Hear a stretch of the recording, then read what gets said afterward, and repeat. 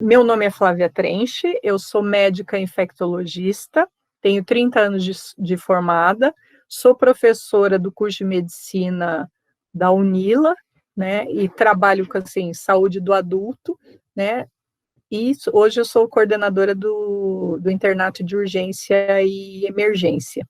Também, e faço parte do grupo de trabalho da UNILA, que nós temos colegas de várias áreas, e que trabalham com os dados da pandemia em Foz do Iguaçu. Bom, Flávia, hoje então a gente vai conversar um pouquinho contigo sobre as vacinas, né? Aí, em razão do Dia Nacional de Imunização, que traz esse tema, né, tão presente na nossa realidade, no nosso cotidiano, desde o ano passado. Então, a gente queria saber contigo, em razão da importância desse tema, Flávia, qual que é a importância das vacinas para o controle e na erradicação de doenças, Flávia, de modo geral?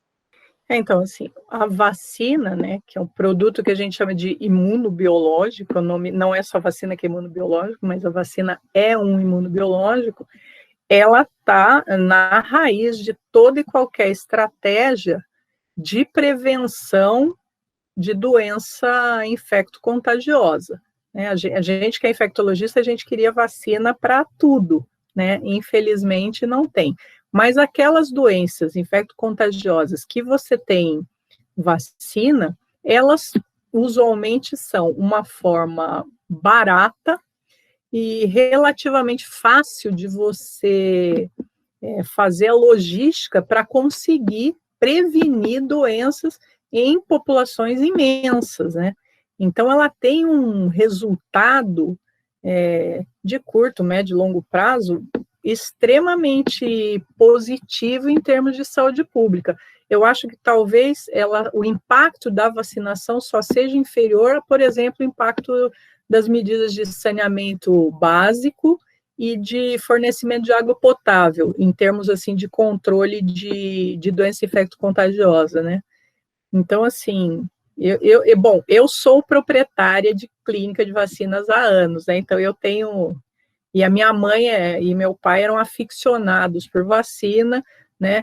Eu nasci na década de 60, então, quando eu era criança, eu tenho lembranças da epidemia de meningite meningocócica no Brasil, né, de escolas fechadas, de criança morrendo, do meu pai e da minha mãe com medo por mim e pelos meus irmãos, e do quanto a vacinação, ainda era daquela época da fila, né, da vacina de revolvinho, e quanto a vacina foi positiva para controlar aquela epidemia no Brasil, e que foi assim, aquela epidemia horrorosa, porque ela atingia predominantemente crianças.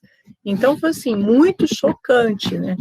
E tanto que eu tinha, acho que uns 6, 7 anos, 8 anos aí, e eu lembro disso, eu tenho lembranças disso. Depois eu fui estudar isso como infectologista, mas essa história aí. Mas eu tenho, assim, essas lembranças, né? Então, assim, quem não viveu isso, que volte, que procure na internet e que leia a respeito dessa epidemia de meningite meningocócica, né, que foi uma coisa assim muito barra pesada. Ela foi mais localizada, né, não era uma pandemia, era uma epidemia nacional, mas assim, quem é da minha idade, quem é mais velho, ou viveu como criança, ou viveu como pai de alguém, assim, de risco, né? E provavelmente temos pessoas que são sequeladas hoje por conta dessa epidemia.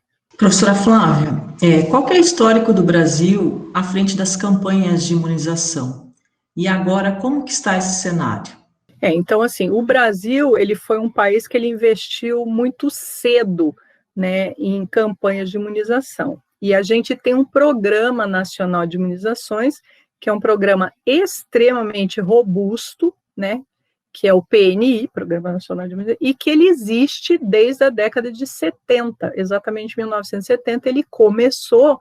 Então, assim, existem normativas para vacinação que elas são para o Brasil inteiro. Então, assim, o PNI, ele pega e fala, olha, você tem que, na tal faixa etária, da tal e tal vacina, ou então em tal e tal grupo, né?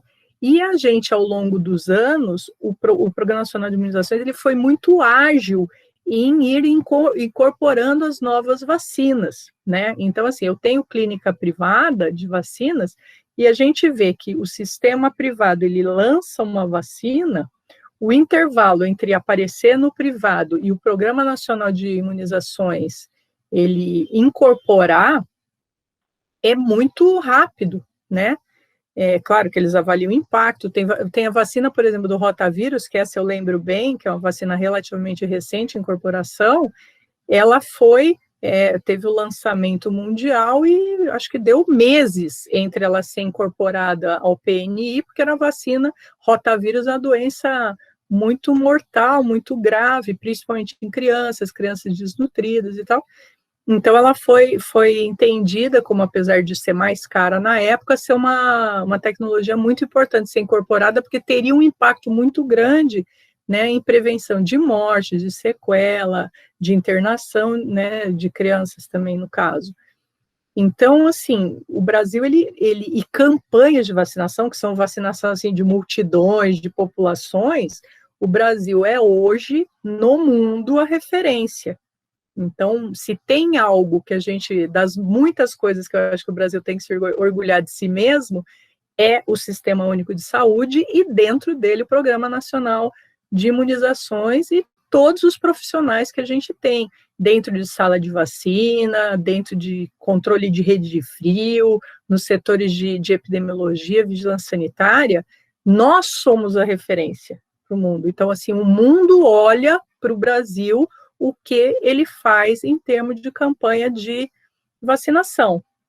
Por isso, a nossa esperança era que nós fôssemos os líderes de vacinação contra o coronavírus, por exemplo, que nós fôssemos o primeiro país a começar a vacinar e provavelmente o primeiro país disparado que fosse vacinar toda a sua população, né?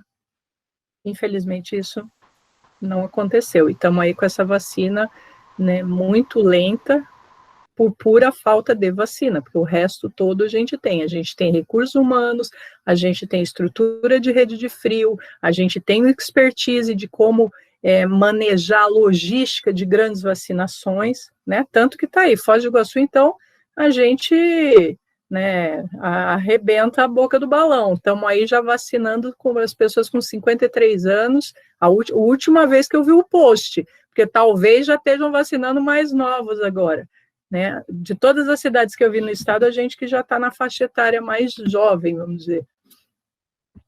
Então, assim, o Programa Nacional de Imunizações do Brasil é um programa extremamente efetivo e do qual a gente tem que se orgulhar muito. Flávia, você falou aí, né, que o SUS é referência, o nosso Programa Nacional de Imunização é referência, o Brasil também tem um histórico muito bom no desenvolvimento de vacinas, em liderar as políticas mundiais de quebra de patentes, que no cenário atual seria de grande valia para a gente. E agora, como que o Brasil está no meio dessa crise? Como que o Estado Brasil está se comportando no meio dessa crise? O que a gente esperava, como você falou, a gente tem uma tradição em vacinação, né? Não só no ato de vacinar, nós não somos simplesmente, a gente não adquire vacina somente, a gente tem grandes estruturas de produção de vacina, né? Grandes acordos de transferência de tecnologia com empresas mundiais, e temos aí 2 grandes produtores que também simultaneamente são produtores de vacina e produtores de pesquisa e de ciência, não só relacionada à vacina, mas relacionada a outras coisas, que são o Butantan e a Fiocruz, né? O Butantan, assim, não só vacina, mas também soro, né? Imunoglobulina, tem outras coisas, outros imunobiológicos também que eles produzem. Então, assim, nós tínhamos toda a estrutura, temos aí uma coordenação nacional no Programa Nacional de Imunizações, né? A gente tinha a faca, o queijo na mão, a goiabada, o café com leite, pão com manteiga, tudo servido na mesa para a gente liderar a campanha de vacinação do mundo do coronavírus, né? E realmente o que aconteceu? A gente teve um atraso na aquisição das vacinas, né? E isso, né, milagre não se faz, né? A rede de vacina e o vacinador não tinham como atuar, já que a gente não tinha vacina, né? Então não foi, o que a gente teve foi isso, a gente demorou para comprar vacina. E estamos amargando aí o nosso erro. Simples assim. Recentemente saiu um estudo realizado na cidade de São Paulo que indicou que a pandemia pode ser controlada com 75% da população vacinada. O que essa lentidão na vacinação pode acarretar? Então a gente atrasa, né, esse estado que a gente supõe ideal, que essa marca, os americanos eles tiraram a máscara até com 60% de população vacinada, foi até antes, né?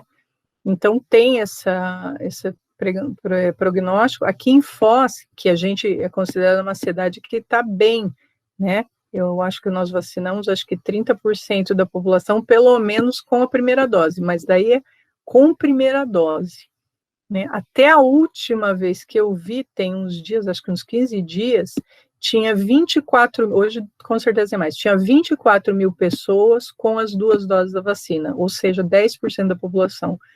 Então, Foz, que tem uma rede de vacinação e de vacinadores excelente, que está se desdobrando, que está fazendo além da média nacional. Nós ainda temos em torno de 10%, um pouco mais, de vacinados com as 2 doses, né? E acho que 30% que tomaram pelo menos a primeira dose. Então, mesmo nós estamos muito longe dessa marca dos 75%. Né? Mesmo que ainda seja um trabalho, só é uma projeção de que possa ser assim, nós estamos devagar demais. Por isso que a gente fala, e vocês vão ver, não é uma fala minha, é de todo mundo que trabalha nessa pandemia, é o seguinte: qual que é a vacina boa? A vacina que já foi administrada em alguém, seja ela qual for, né? De qual marca, né, de qual processo, plataforma, né, que a gente fala. Então, assim, vacina boa de Covid é vacina que já foi feita, e de preferência já feita na sua segunda dose, porque a gente sabe que depois da segunda dose, 15 dias depois, esse indivíduo, daí ele atingiu a plenitude, né, do que o seu sistema imunológico vai garantir de proteção para ele. Né? Então, tem esse delay, tem esse intervalo entre você vacinar e aquela pessoa atingir o auge da proteção que aquele organismo vai conseguir, né? Porque a vacina ela é uma provocação para o nosso sistema de defesa responder, e cada sistema de defesa responde de um jeito, né? A maioria, graças a Deus, responde muito bem, obrigado, e a vacina é um sucesso. Né? Mas nós temos o quê? Nós temos que vacinar muita gente e rápido, né? Então, rápido. Eu fico, assim, mandando post a toda hora nos meus grupos e para os meus amigos: olha, gente, baixou a faixa etária. Olha, gente, o grupo de não sei quem está vacinando. Olha, a gente está vacinando assim. Sou uma forte divulgadora da vacina, porque eu penso, não só eu estou protegendo a mim mesma, aqueles que eu gosto, os meus familiares e meus amigos, mas cada vacinado tem que ser comemorado, porque cada vacinado está dificultando que o vírus entre na nossa população e atinja o teu amigo que é vulnerável, que é transplantado, responde mal à vacina, né? O outro teu colega que tem mais idade, o sistema imune também já não é aquela maravilha, né? Ou até as crianças pequenas falam: não, criança pequena não tem doença grave. Não tem, é raro, mas existe. E aí eu falo assim, sempre em grandes pandemias, sempre tem o azaradinho fora da curva, né? Quem garante que o azaradinho fora da curva não está na tua família, não está na tua casa? Então, cada um que se vacina, ele é um ato, assim, individual de proteção, mas é um ato de generosidade com o outro, que eu acho que é uma coisa que o mundo está demais necessitado, da gente sair um pouco do próprio umbigo e pensar o que eu posso fazer, tudo bem, para cuidar de mim, mas e para cuidar do outro, e para proteger o outro, e para permitir que o outro volte a trabalhar, que o outro pare de sentir medo, né, que o outro possa abrir seu comércio, né, que o outro possa viajar, passear, fazer aquela festa de casamento grande que sempre quis fazer. Então, assim, é o indivíduo na vacinação, mas tem um ato de extrema generosidade em você se vacinando, está dificultando o vírus a entrar para pegar outra pessoa, né? Então, as pessoas têm que pensar nisso, né? É mais do que só você mesmo. Flávia, a gente tem um histórico grande de vacina no Brasil, todo mundo sempre se vacinou, né? Ninguém nunca... Só que agora parece que está havendo uma polarização da vacina, né? Uma politização da vacina. Porque, eu não vou tomar a vacina X porque é fabricada por fulano de tal, eu não vou tomar a vacina Y. E, como você falou, né? Vacina boa é a vacina que está aplicada. Por que as pessoas, de um momento para outro, passaram a se tornar sommelier de vacinas, assim, cara? Porque eu não consigo entender isso. Eu acho assim que tem vários aspectos sobre os quais você pode abordar essa questão, né? Eu acho assim que mundialmente existe um grande questionamento, né, sobre as instituições, sobre os cientistas, sobre os indivíduos, e que tornam as pessoas, e tem uma disposição de informação muito grande, né? Então, o que eu percebo? Que antes a gente tinha uma dificuldade de conseguir informação.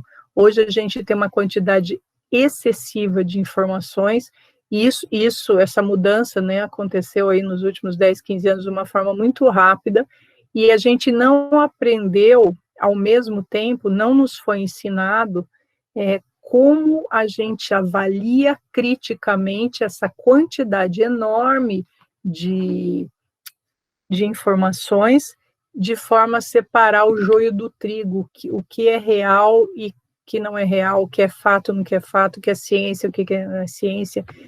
E a gente tende também a acabar procurando aquilo que afirma aquilo em que você mesmo acredita, né? É difícil ter um desprendimento para falar assim, não, vamos escutar todos os lados, vamos escutar todas as coisas, vamos refletir, né, de forma aprofundada, não de forma superficial, né, sobre um determinado tema, né? Então, e daí as pessoas escutam pedaços de informação e puxam aquilo que atinge, e fora as coisas, não vamos falar nem do inconsciente, né? Estamos falando só das coisas que são conscientes, tem as atravessações inconscientes, daí a gente não acaba se falando nunca mais.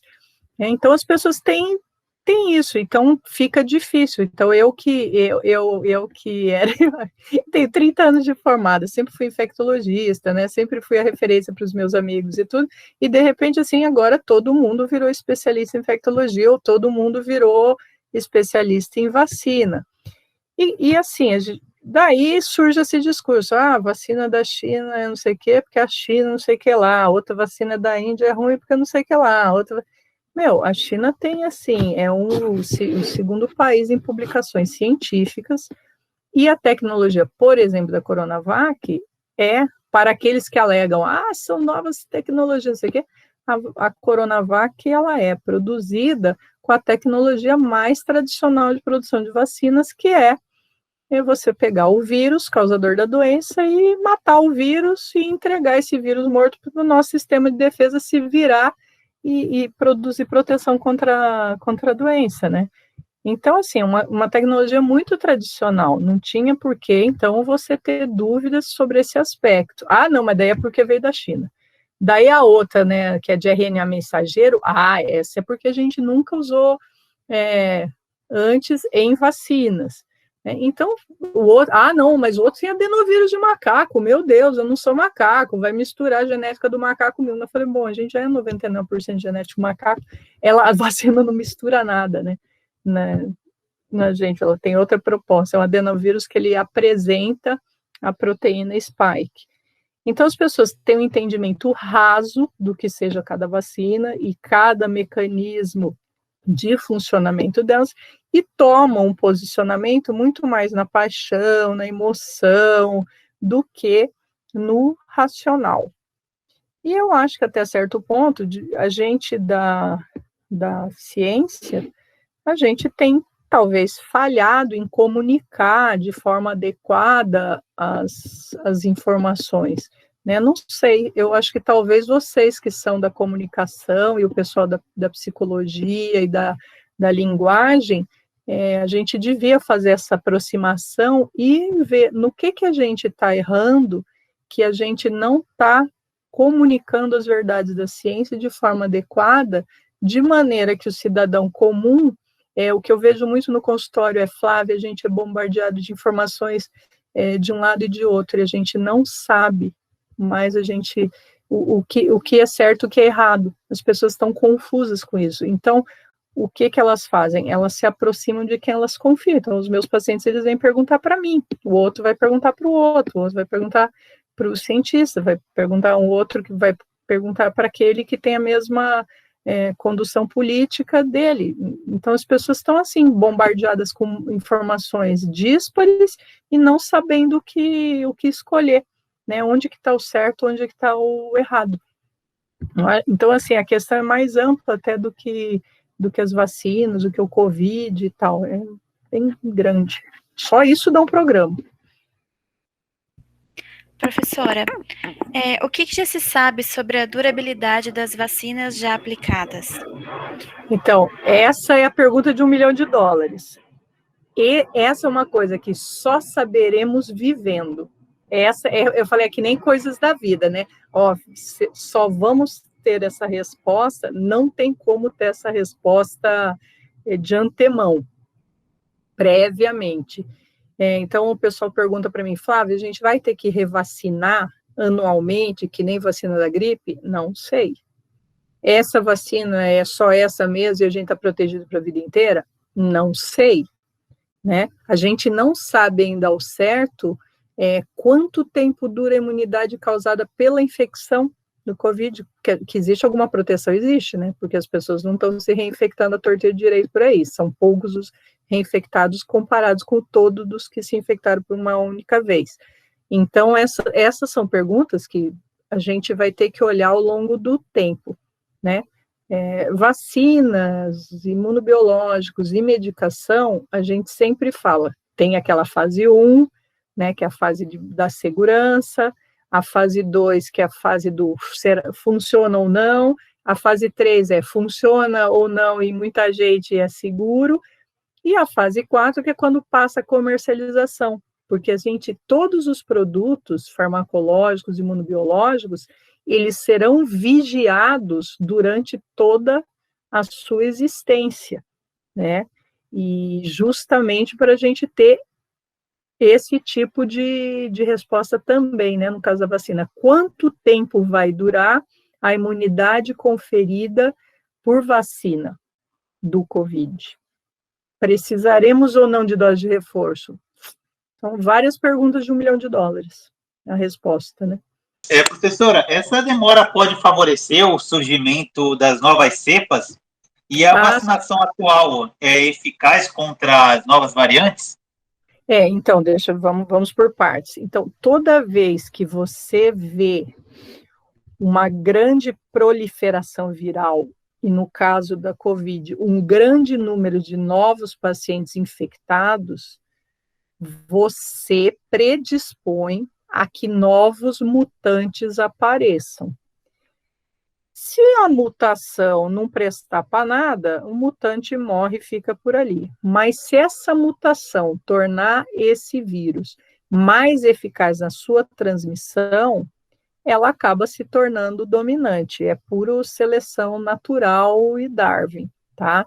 Então, enquanto a gente mantiver essa fogueira da pandemia acesa no país, não só no nosso país, todo país que tiver uma pandemia de grande número de casos ativos, ela vai ter uma pandemia com grande possibilidade de geração de variantes, tá?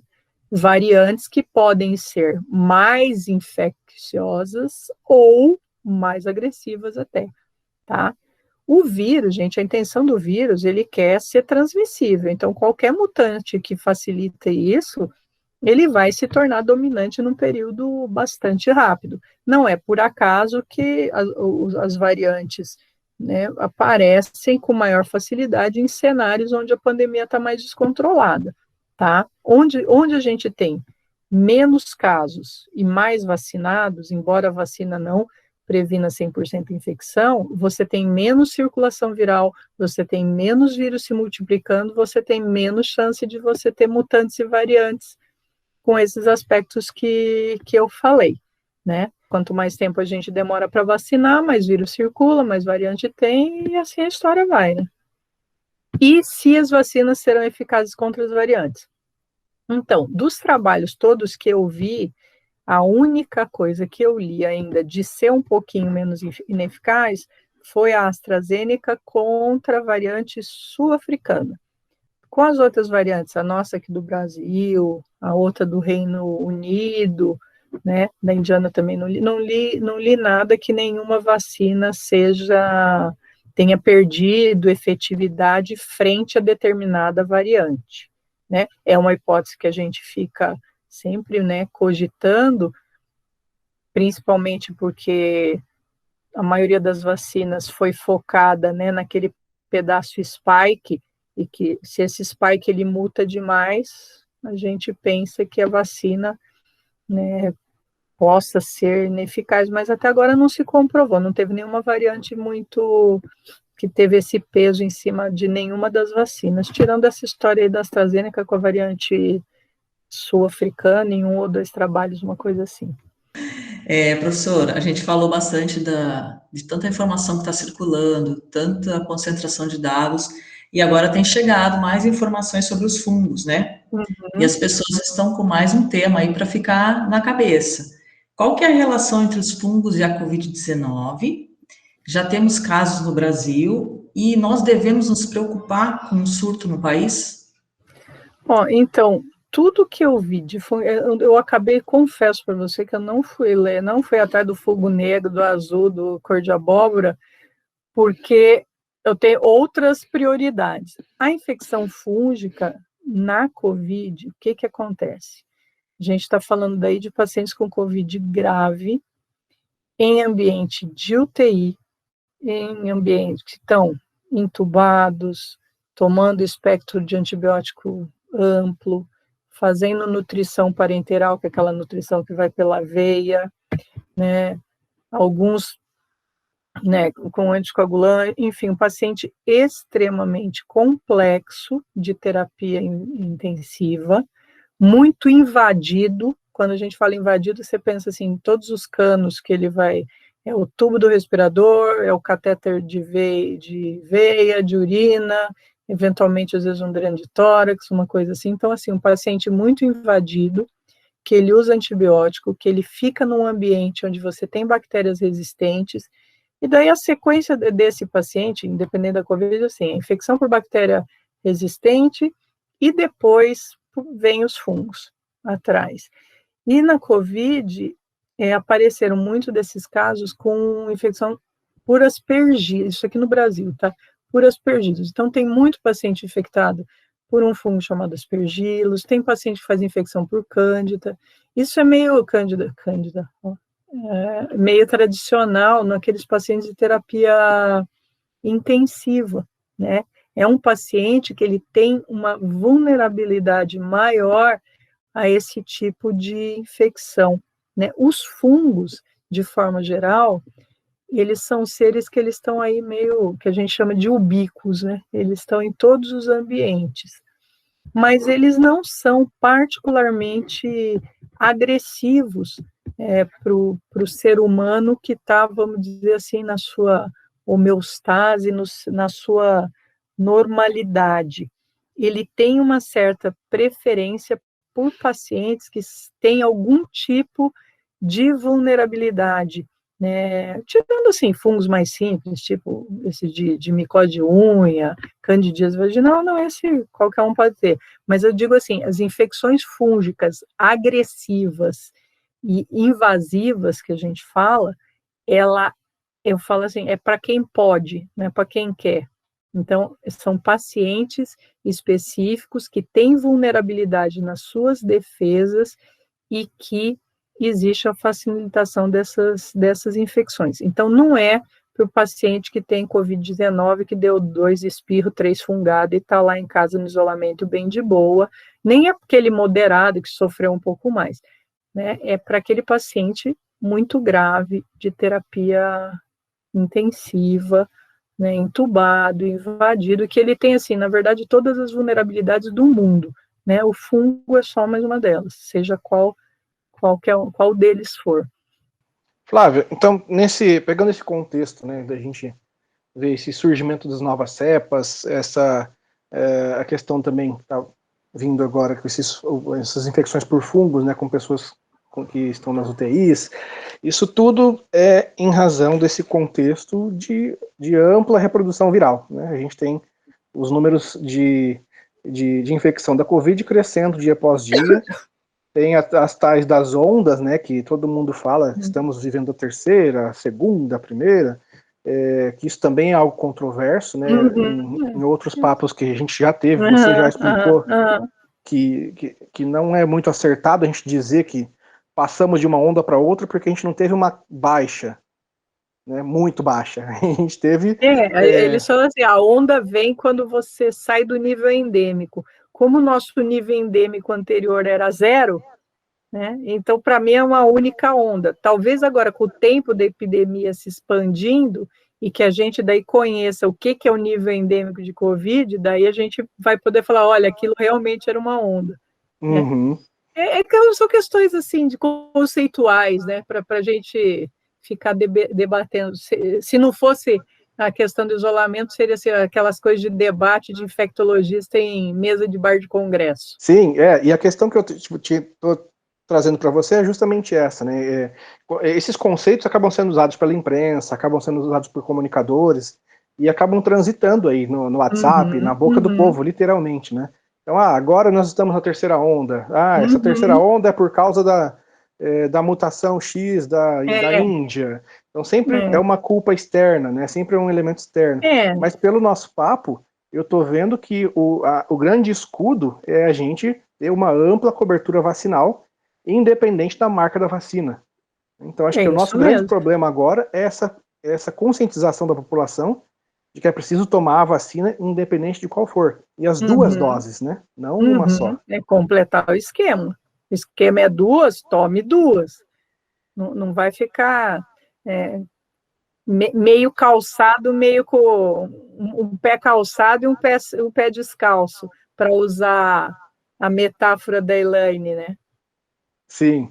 E é que isso tem amarração com todo a linha desse episódio, né? A gente fala do Dia Nacional da Imunização. Sim. Então é entender que a vacina é um sistema, né? Não é eu tomar a primeira dose de uma marca e achar que isso está pronto, né? Eu tenho que compreender todo esse sistema, né? Vacina você tem que, para toda e qualquer vacina, por exemplo, a gente tem hepatite B, são 3 doses, né? O esquema, né? E outras vacinas têm esquema de 2 doses, outras vacinas têm esquema de dose única. A Covid, todas as vacinas que a gente tem em uso no Brasil atualmente são vacinas de 2 doses, né? Então, a gente só vai atingir o máximo da nossa proteção 15 dias depois da segunda dose. Não tem conversa. Você tomou uma dose, você está parcialmente protegido. Você só vai estar integralmente protegido 15 dias depois da segunda dose e, claro, contando com o teu sistema de defesa trabalhando, né? Porque é uma parceria, a vacina trabalha com o nosso sistema de defesa. Ela dá uma força para ele, ela apresenta um antígeno que não é causador de doença para esse sistema de defesa se despertar, né? Por sorte não, né? Por ciência, a maioria dos sistemas de defesa é capaz de processar com eficácia todas essas vacinas. Perfeito. Então, se puder, uma mensagem final desse episódio é vacine-se.